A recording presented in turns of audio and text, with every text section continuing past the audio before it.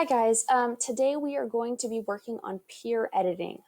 First of all, it's really important that you watch this whole video before you start trying to peer edit because there's a few specific things that I want to tell you guys before you jump in.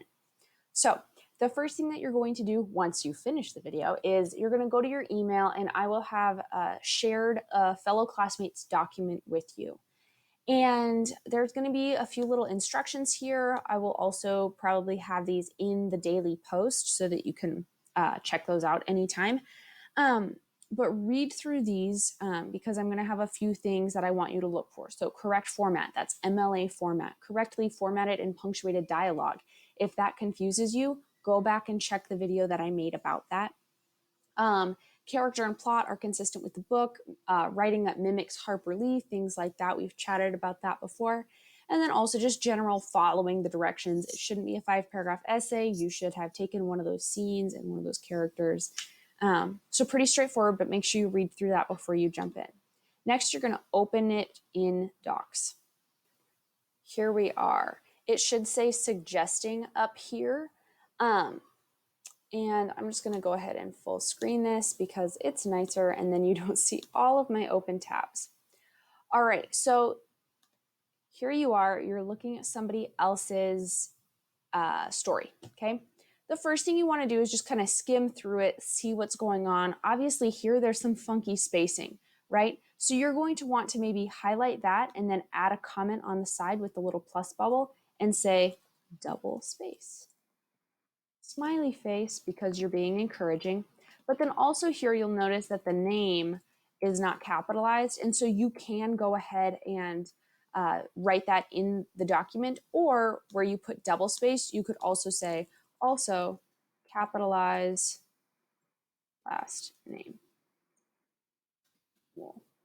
We'll spell things correctly because why not? All right.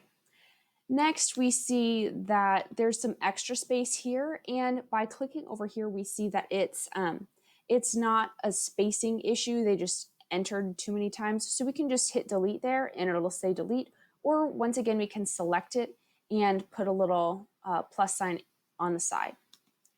Here, as we're reading through it, we have some thoughts that are in italics. Thoughts don't have to be in italics, but it should be clear when you're talking to yourself versus when you're talking to somebody else, right? So if it's not clear, you can select it and add that little comment off to the side. It looks pretty good right here, so we're not going to worry about it. But what we do want to worry about is that right here, it looks like they meant to start a quote, but they forgot to put the beginning quotation mark and the indentation. So we're going to add it for them. We're going to hit tab, which indents it just like that, okay? As we go through, let's see. I flung up my arm, stopping. This is just a random story about Mr. Cho and I making dinner. Feel free to read it more closely if you want. You don't have to. Here we have, I flung up my arm, stopping the dirty coffee cup inches above the rack. Here, you don't need a dialogue tag. You could add one, but because of how the author, me, introduces the quote, it's clear who's talking, so you don't necessarily need one. But what you do need is an end quote, because if we look down here, that's not still our narrator talking, right? And so what we could either do is select all of this here and say add end quote and get rid of space after paragraph. Okay, comment. And then we have some stuff that's just kind of chugging along. It looks all right. Read it carefully because you might find a section and you might want to be like, maybe right here.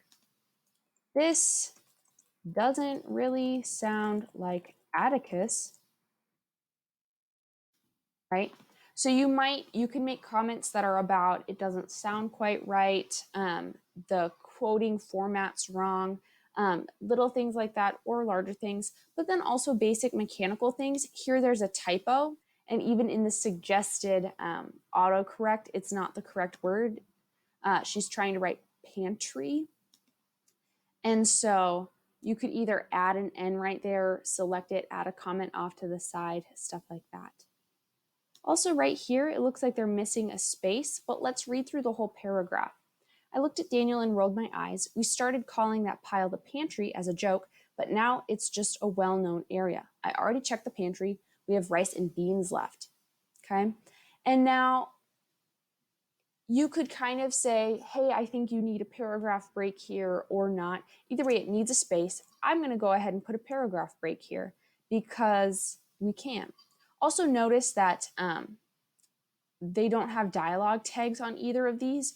You as a peer editor have the job to look at sections like that and say, yes, that makes sense, or no, that doesn't make sense.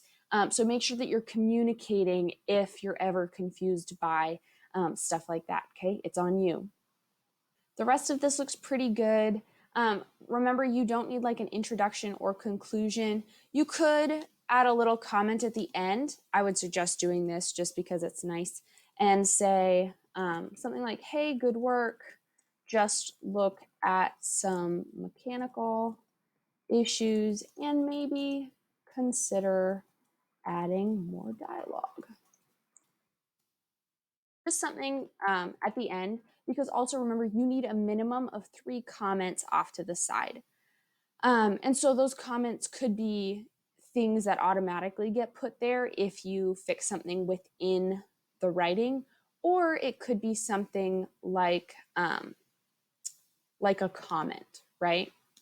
So make sure that you read each other's work carefully. This is a helpful time for you guys to be reading each other's work and checking things.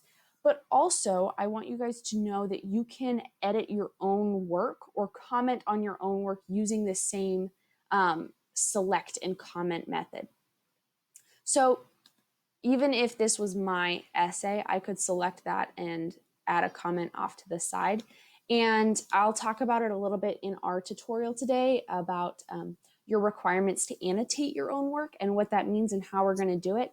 But basically, if this makes sense to you, you can go ahead and start selecting a section and saying, this comes from page 89, where Atticus does this random thing. And then you can just keep that on your essay and I will see it when you turn it in, okay? One super small last thing that I want to mention is that once you finish going through and adding comments to someone's essay, you don't need to email it to me or to them or try to upload it to Google Classroom because the great thing about Google is that these comments are just here now. So you can go ahead and give your classmate a text or an email to just let them know that you finished, but you are not required to do that. It can just be kind of a nice thing. Otherwise, I will be going through and checking to make sure that all of these comments have gotten done tomorrow. Okay, so make sure that you do this today. This is your only activity and it should take you probably about 15, 20 minutes. Okay, you guys have got this.